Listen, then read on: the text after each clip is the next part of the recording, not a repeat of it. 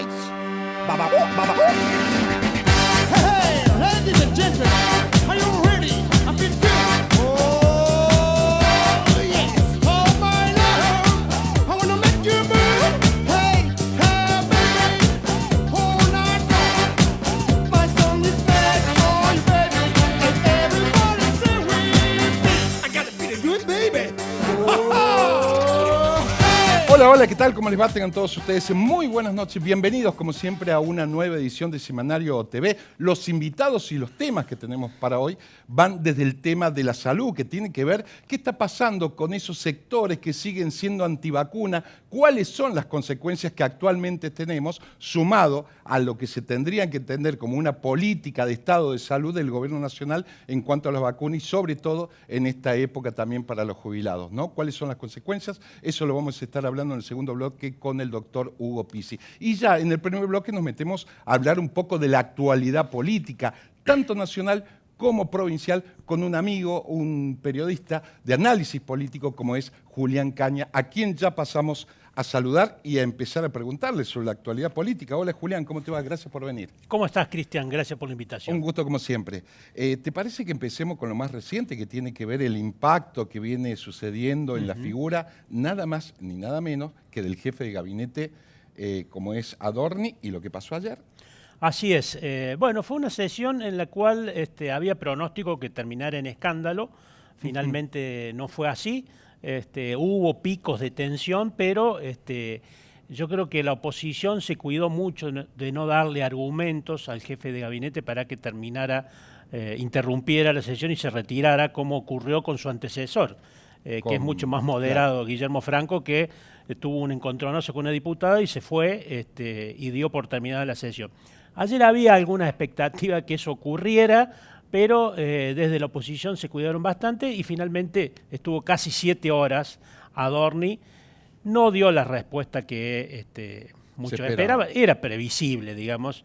No va a dar en el Congreso precisamente la respuesta que deberá dar en la justicia, y ese fue el argumento del funcionario. Dijo, voy a responder ante la justicia, y la otra palabra que dijo, no voy a renunciar, algo que también quedó como un hecho político importante, y tal vez, sin dudas, el hecho político más fuerte fue el respaldo del presidente de la Nación y de todo el Gabinete Nacional, un hecho inédito desde el año 1994, cuando se creó por la reforma constitucional la figura del jefe de gabinete. En aquel momento Raúl Alfonsín y Carlos Saúl Menem pensaron en un amortiguador del presidente, y sin embargo ahora se está dando la situación distinta.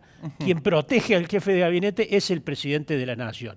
Alfonsín y Menem crearon la jefatura de gabinete para que fuera un amortiguador del presidente, porque decían en aquel momento el expresidente radical y el presidente peronista que todos los problemas le caían, era un sistema muy presidencialista y todos los problemas le pegaban de lleno al presidente, por eso crearon esa figura. Bueno, ahora se da la cuestión inversa, es decir, que el presidente tiene que proteger a su jefe de gabinete. Claro, se crea esa figura a partir del Pacto de Olivo en su momento y aparte de ser el amortiguador de todas las críticas del gobierno nacional, iba a ser supuestamente un fusible, pero paradójicamente hoy el presidente, inédito como decís vos, donde estaba la plana mayor, digamos, una Karina Milei que maneja el poder básicamente, el presidente, Caputo, la mejor ministra que tiene como Sandra Petovelo. Todo el gabinete, y yo creo que allí hubo una... Digamos, ningún ministro se atrevió a desafiar, porque en realidad es el presidente es el más importante, pero la verdadera protectora de Adorni es la jefa Karina Milei, y ningún ministro pegó el faltazo, porque dicen que Karina Milei dijo tienen que estar todos, y fue asistencia perfecta. Claro, soldados. Más allá de que algunos ministros por lo bajo dicen que el tema Milei el tema Adorni está acabado, pero no para Karina Milei. Eso requiere varias lecturas, me parece, Julián, y vos lo debes haber analizado seguramente. Un jefe de gabinete que tendría que ser el fusible para que el costo político no lo pague el presidente, lo termina absorbiendo el presidente en función de las encuestas que estamos viendo, porque lo que lo protege, y por otro lado lo resiste. La teoría política dice que no tenés que entregar al cadáver, que en este caso sería, entre comillas, Adorni a la oposición, porque le termina dando volumen a la oposición. Sin embargo, el presidente decide absorber el costo político. Sí, yo creo que además, más allá del presidente, yo creo que es Karina Milei. Las versiones que uno tiene dicen que Karina Milei dice, si se va Adorni después vienen por mí. Es probable que sea así, pero es llamativo, digamos, porque es una sangría constante el tema de Adorni, que yo creo que cuál sería, hasta cuándo puede durar este apoyo, hasta que tome una decisión la justicia. Si la justicia lo procesa por presunto enriquecimiento ilícito, yo creo que allí no le van a quedar muchos argumentos para quedarse en el cargo. Lo que sucede es que está en manos del juez Lijo, y el juez Lijo es un especialista en archivar causas de corrupción. Hay causas que la tiene desde el año 2008, que han... entonces... Dormido ahí en el coso. Aunque el claro. fiscal Policita está muy activo, habrá que ver si en algún momento pide que el juez lo procese a Adorni, y yo creo que me parece que Adorni depende más de una decisión judicial que la decisión política que ya está tomada de los hermanos Milei de sostenerlo contra viento y marea. Con un dato que corre por mi cargo, Julián. Un juez Lijo que fue, digamos, un juez oficialista en su momento en términos que lo propuso el Ejecutivo para la Corte Suprema de Justicia, ¿no? Y que tiene ese antecedente de dormir las causas. Exactamente. Y la justicia, como sabemos, olfatea muy bien el poder, generalmente los procesan o dan dictamen cuando dejan el poder, ¿no? Exactamente. Le pasó a muchos. Y esto... ¿Cómo evaluás que hoy, refiriéndonos a la política nacional, que en función de esta macroeconomía, de estos supuestos casos de corrupción, empieza a aparecer algo que los argentinos votaron el anti-kirchnerismo? Sin embargo, en el promedio de encuestas empieza a aparecer en un empate técnico una variante del kirchnerismo como es Kicillof. Sí, sin duda, yo creo que además Milei lo tiene claro que su principal rival va a ser Kicillof. Yo tampoco, no tengo duda de que el candidato del peronismo, no tanto ya del kirchnerismo, y yo creo que Kicillof está en esa tarea de sacarse la mochila del kirchnerismo, pero además lo necesita. O sea, me decía un dirigente peronista cordobés muy veterano que decía, bueno, ¿Del Kicillof, Valle de Punilla, tal vez? No, pero de esa vieja escuela. De esa vieja escuela, que es cierto, Kicillof se tiene que desprender de Cristina Fernández, pero tiene que contar con ella, porque el kirchnerismo tiene un núcleo duro que es indispensable para cualquier candidato del peronismo. Importante. Entonces, tiene que tener al kirchnerismo, pero que no se note, cosa que Entiendo. difícil va a ser, porque Cristina Fernández, para respaldar a algún candidato, va a pedir algo a cambio, y no es precisamente no estar oculta. Y tiene a su hijo, que está activo, y me parece que por ahí pasa la cosa. Pero bueno, Milei lo tiene claro que su rival va a ser Kicillof, y Kicillof tiene claro que tiene que encolumnar a todo el peronismo, no solo el kirchnerismo, para tener alguna chance. Lo que sucede es que en un balotaje la tiene complicada, digamos, Kicillof, pero bueno, falta mucho para las elecciones presidenciales, pero yo creo que no tengo dudas que ya hay dos candidatos que van a ser, por supuesto, Milei y Kicillof. Sí, te quiero pasar a otra parte también porque tiene que ver con las encuestas. Seguramente hay que saber la encuesta porque sabemos que la encuesta hay para todo gusto, pero me refiero al promedio de encuestas, Sí. ¿no? El principal activo político / económico que tenía Milei era la economía, básicamente, y ese denominado tren fantasma asociado al kirchnerismo, ¿no? Sí. Que es lo que le permitió llegar. Sin embargo, hoy la economía, Julián, hace 10 meses que viene subiendo, y ¿vos crees que la gente, esa expectativa que tenía Milei, la va a seguir manteniendo? Y si no, ¿cuál va a ser el límite? Bueno, yo creo que Milei tiene, bueno, lo ha dicho él y lo ha dicho Caputo, ha dicho, vienen los mejores 18 meses de la historia. Ahora, Julián, ¿cuántos ministros de Economía Bueno, escuchamos? ya ha Sí. acumulado distintas frases, Caputo, que van a quedar Claro. en los libros de la política.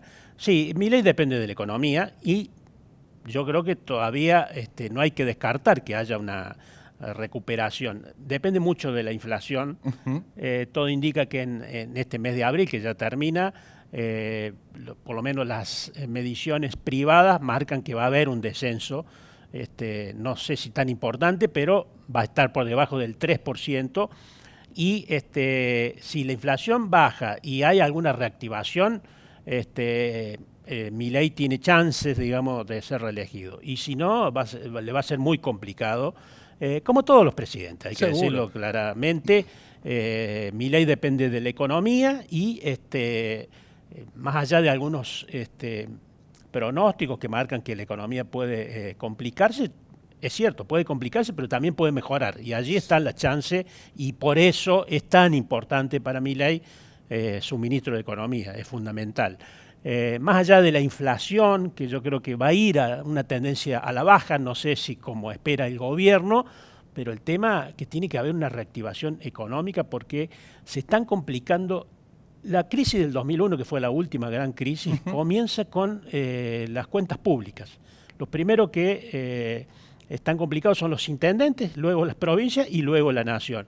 Los intendentes están muy complicados y las provincias muy complicadas porque baja la recaudación y también el gobierno nacional tiene ese problema. Está a la baja la recaudación y eso genera un problema grave. Por eso es muy importante para el gobierno que se reactive la economía porque si no con la recaudación a la baja pueden empezar a complicarse las cuentas, sobre todo de los municipios y después de las provincias. Seguramente, y ahora la tienen difícil, digo, en función de estos recortes que hay.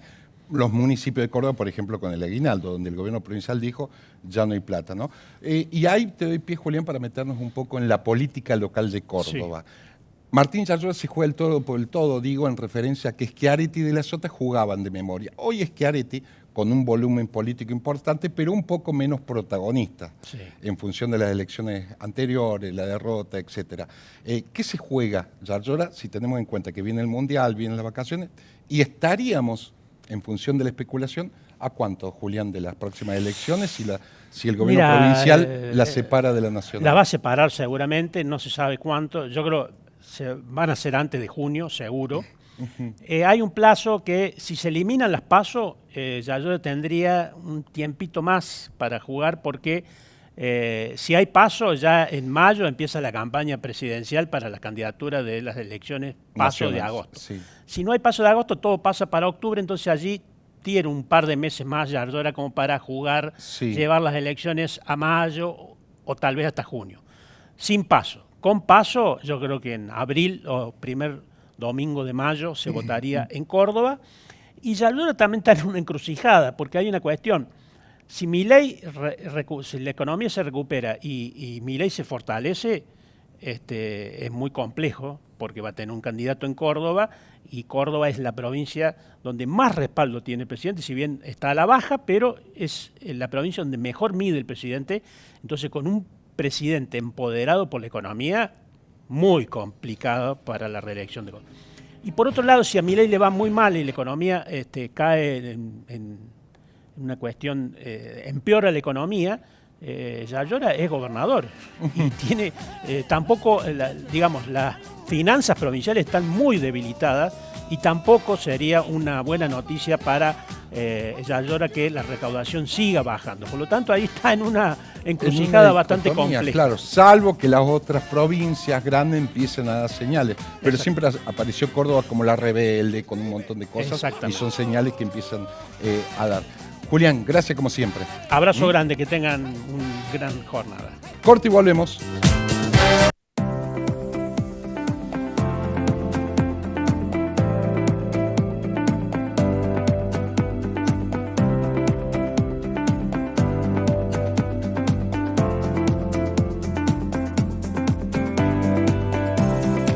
Estamos renovando el sistema de alumbrado público en la ciudad. Recambio de luminarias, tareas de mantenimiento, adecuación de infraestructura y mejoras en la seguridad eléctrica son parte de la readecuación integral que ya mejora la seguridad y la calidad de vida de los vecinos. Además, incorporamos nuevo equipamiento que optimiza el funcionamiento del alumbrado en los barrios de la ciudad. Córdoba Capital.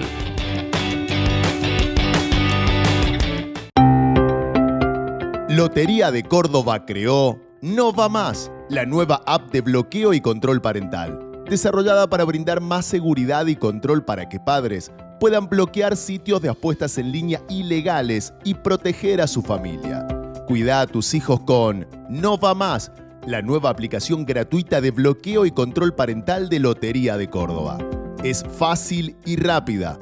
Descárgala sin costo en Google Play y App Store. Con los cursos gratuitos de formación digital de Telecom, se encienden miles de oportunidades. Como crear tu propia app, tu primer laburo y esta clase imperdible. Conoce más en nuestra web y encendé tu talento. Telecom.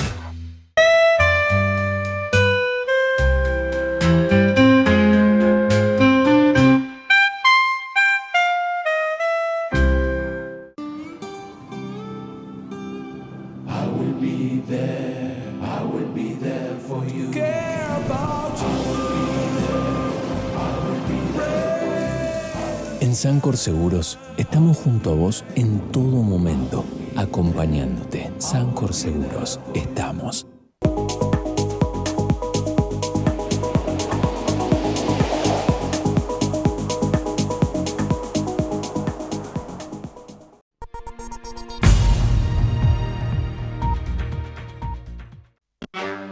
Right? Hey, ladies and gentlemen, are you ready? I feel good. Oh, yes. Oh, my love, I wanna make you move.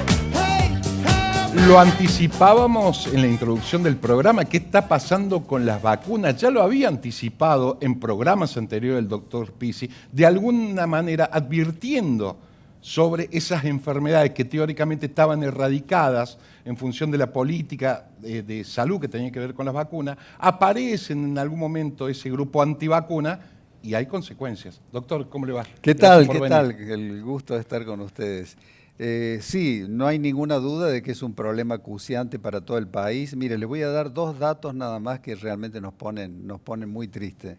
El año pasado hubo 11 muertos de niños con tos convulsa. Tos convulsa es una cosa que ni siquiera podíamos mostrarla a los alumnos de medicina, era todo teórico, porque una vacuna que lleva más de un siglo la había hecho prácticamente desaparecer. Tos convulsa. Estaba erradicado eso, doctor. Absolutamente. Y como usted dice, en la Facultad de Medicina, como una teoría lo daban. Porque... Absolutamente, absolutamente. Pero si hay algo que a mí me dio un dolor profundo, fue lo que sucedió en Santa Fe hace unos días.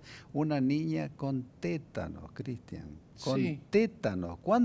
¿Cuánto hace que no se ven casos de tétanos? Soy ignorante en el tema, pero lo que tengo entendido es que el tétano es cada 10 años tiene la vacunación, sí, claro. O sea, pero la vacuna que se le pone a los niños, que prácticamente es la vacuna, diríamos, más antigua, que es difteria, tétano y tos convulsa, que sería coqueluche.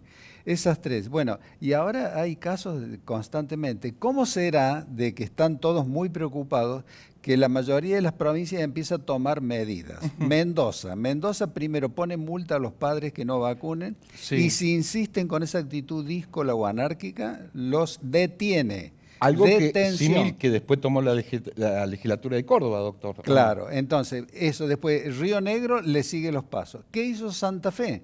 Santa Fe, ante ese problema tan delicado, empieza a vacunar en las escuelas. O sea, ¿se acuerda que ya no se podía vacunar si el padre no autorizaba 2 días antes? Bueno, ahora directamente van las brigadas de vacunadores y van directamente y vacunan en las escuelas. Además, Santa Fe hizo una cosa muy curiosa, que es algo lúdico, que regala un álbum de figuritas con imágenes sanitarias a los niños, para que el niño de una u otra manera vaya interpretando la importancia de las inmunizaciones, las vacunas y demás.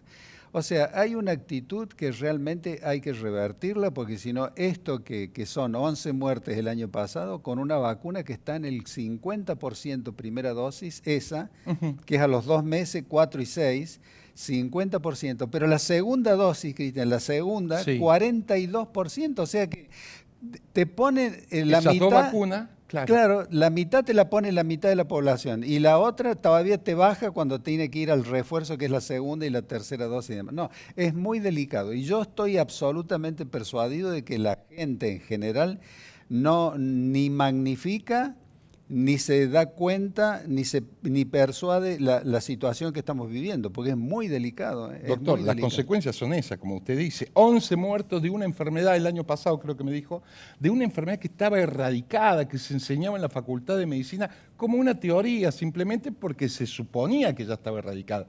Y la muerte por tétano, algo tan básico, donde tendría que haber estado la semana pasada una en Santa niñita Fe. de 5 años en Santa Fe. Bueno, inclusive todavía está luchando con su vida, internada todavía. Bueno, pero son cosas, mire. Claro, porque no estamos hablando, doctor, de una cosa complicada, seguramente usted lo conoce más, como el botulismo, por ejemplo, que es algo más complejo. Estamos hablando de cosas básicas. Y que pueden ser totalmente prevenidas. El asunto está ahí. Pero ya hay una reacción hasta de jueces. O sea, yo siempre cuento lo que ha sucedido hace pocos días. Venado Tuerto, una embarazada que no quiso vacunar para proteger al producto de la concepción, Sí. pidió un amparo. Y el juez no solo que se lo rechazó, sino que la conminó a que proteja al niño que estaba gestando. En el sur sucedió lo mismo, en el Bolsón. Para darle otra idea, Entre Ríos, Gualeguaychú, 2 familias los obligaron a vacunarse, pero es una ley nacional, no es una cuestión que se le ocurra o decir el libre albedrío si usted quiere o no. Es una ley nacional. Qué bueno lo que está diciendo. A ver, aparecen comunidades, generalmente, creo que se arraigó más con el tema del COVID, que dicen, no, las vacunas son un veneno, hay un negocio atrás, los laboratorios, etcétera. Está bueno, lo que es una ley, no es al libre como usted dice. Claro, no se puede, claro, que sí, que no, eso son cosas que... Pero hay algo que yo quisiera que la teleaudiencia lo interprete, porque lo que sucedió en Mendoza es muy curioso. Como Mendoza saca esa resolución gubernamental de que iba a poder llegar hasta multa detener, y hasta preso. Sí. Entonces, empieza el ministro de Salud de Mendoza, empieza a verificar a través de la computadora cuántas familias había en el territorio provincial que no vacunaban a sus hijos. Detecta 70. Le manda la carta documento diciéndole de cuál era la resolución gubernamental, los riesgos que había, la multa y demás. Antes de llegar a la entrevista, por la citación de la... 55 fueron a vacunar, 55. Solo quedaron 15 familias que no vacunaron. Pero cuando llegaron y le dijeron que iban a judicializarlos, dieron vuelta, empezaron a correr sin mirar atrás, presurosos a vacunar a sus niños. ¿Se da cuenta, ¿Cómo se doctor? interpreta eso? Y que, a ver, mi interpretación a prima facie es que somos hijos del rigor, doctor. Claro, pero hay otras consecuencias que seguramente usted se va a explayar mejor. Esto requiere también desviar recursos públicos de la salud para estas cuestiones también, porque como la carta de documento, la parte logística, cuando tendría que ser natural, y esos recursos podrían estar utilizándose en otras cuestiones, por ejemplo la prevención, digo. Absolutamente. Que un ministro se ponga a mandar carta de documento y todas esas cuestiones. Absolutamente, la claro. prueba evidente está en las internaciones que son carísimas. Y Claro. viendo el tema de las internaciones, usted sabe de que Europa tuvo un aluvión de un H3N2 subclado K, esa gripe que nos advirtieron. Sí. El gobierno compró en tiempo y forma, la vacuna toqueó. llegó el 1 de marzo, Sí. el día 15 de marzo estaba distribuida en todas las jurisdicciones y la gente no acude a vacunarse, Cristian, sabiendo de que la cantidad de muertos que hubo en Europa y que, por ejemplo, para dar una idea, Inglaterra tuvo en las ciudades de Bournemouth, Liverpool, Manchester y Londres los hospitales con los pasillos llenos de camas. Pasillos llenos de camas. Y después se fue a Francia, después fue el problema de Europa. O sea, hay algo que realmente hemos dejado de pensar aquello que dijo el padre de la medicina 350 años antes de Cristo en la isla de Kos, en Grecia, que dijo en sus aforismos, el bien más preciado que tiene el ser humano es la salud. Pero todos recuerdan eso el día que la pierden. Y hay otro para acompañar ese aforismo. Todos tenemos en nuestra vida diaria miles de problemas. Ahora, cuando tenemos un problema de salud, tenemos un solo problema, ¿no? Para acotar. Nos olvidamos de todo. Sí. ¿Cuáles son las consecuencias sociales que puede llegar a tener esta proliferación de esos grupos antivacunas, doctor? Aparte del recurso público, digo. Sí, no, lo que a nosotros nos tiene muy preocupados hoy a todo el sistema de salud es perder lo que se llama el efecto rebaño. Si de pronto yo tengo un índice de 40-42% en una segunda dosis, o tengo el problema de sarampión, ¿no? Le quiero comentar algo del tema sarampión con el Mundial. Yo evidentemente puedo correr el riesgo de perder el efecto rebaño, porque es una cuestión social, no solo vacunarse para protegerse uno. Si yo estoy vacunado, usted está vacunado, el tercero, por más que no esté vacunado, no se va a enfermar. El problema es que en este momento hay tan pocos vacunados que pueden surgir de una manera abrupta todas las enfermedades de nuevo y tenernos problemas. Le voy a dar un ejemplo de lo que sucede hoy, por ejemplo, con el Mundial de Fútbol. Sí. Hay mucha gente que viaja al Mundial de Fútbol. Vamos a hacer servicio hoy. Canadá, Estados Unidos y México tienen una circulación de sarampión inusitada.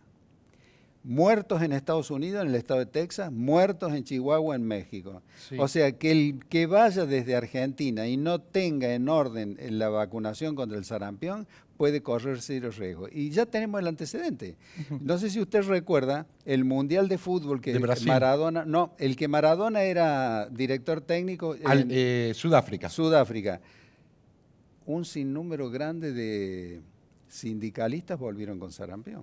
Y nosotros siempre corremos ese riesgo porque la gente no vacuna, que hace pocos días, mejor dicho, hace pocos meses, viene una niña rusa al barrio de Palermo, Buenos Aires, contamina con sarampión a su hermana, que vivía acá, su hermana contamina al padre, el padre contamina a sus compañeros de trabajo y sus compañeros de trabajo contaminan a todo el PH donde vivía, departamento A, B y C. Lo que lleva esa responsabilidad. Quiere decir de que hay mucha gente pero que no tiene esa vacuna. Pero está muy bueno lo que dice, porque generalmente es importante lo que usted dice, pero en una comunidad futbolera donde el Mundial acapara todo, señores, a prestar atención a estas cuestiones.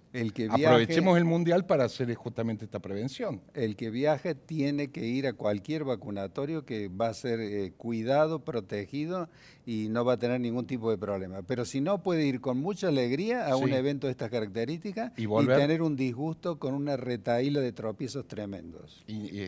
Sería lo ideal. Doctor, la última, época de frío, ¿qué hacemos? ¿Volvemos a repetir esa prevención? ¿La vacunación para quién, cuándo y cómo? Bueno, los europeos nos dijeron, tuvimos infinidad de problemas, lo que está circulando es un virus muy contundente, la vacuna está, hay que vacunarse y cuando empiecen a toser los que están cerca nuestro, ponernos un barbijo.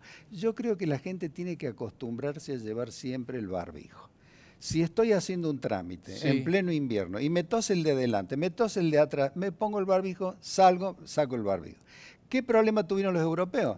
Ellos tosían en la mano, dejaban el virus ahí en vez de toser en el pliegue del codo y después cuando abrían el picaporte del banco o tomaban el travesaño del micro, dejaban el virus que dura 2 horas en la superficie. Entonces tuvieron un problema gravísimo con muchos muertos, les aclaro. Nos advirtieron, nos dijeron, por primera vez el gobierno lo compró antes de tiempo la vacuna. La vacuna estuvo distribuida en tiempo y forma y la gente, falta criterio, hay un índice yo creo que esa acción que usted dice, por lo menos el COVID marcó para bien y para mal muchas cosas, ¿no? Pero en Córdoba por lo menos se nota que ya hay gente que tose con el codo, me parece, ¿no? Ojalá y que fueran muchos.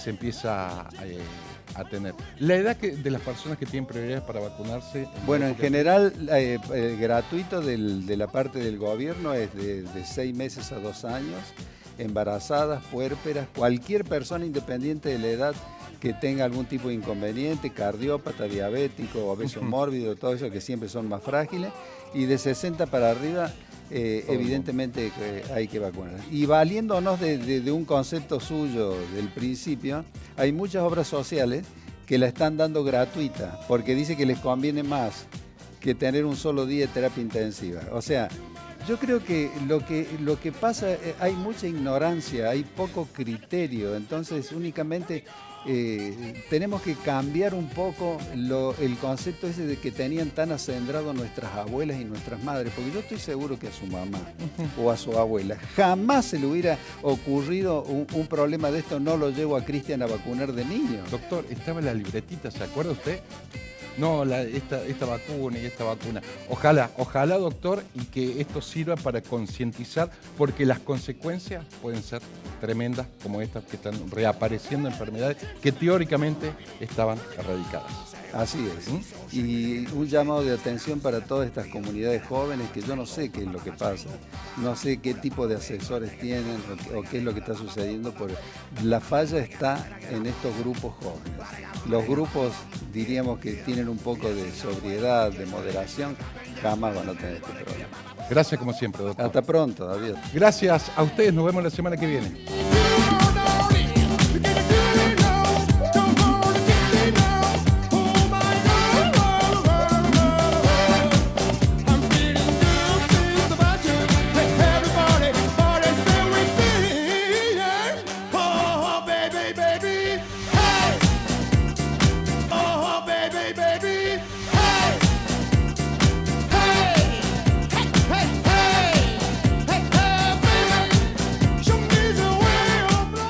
Fue una producción de Televisión Mediterránea, SRL, Córdoba, Argentina.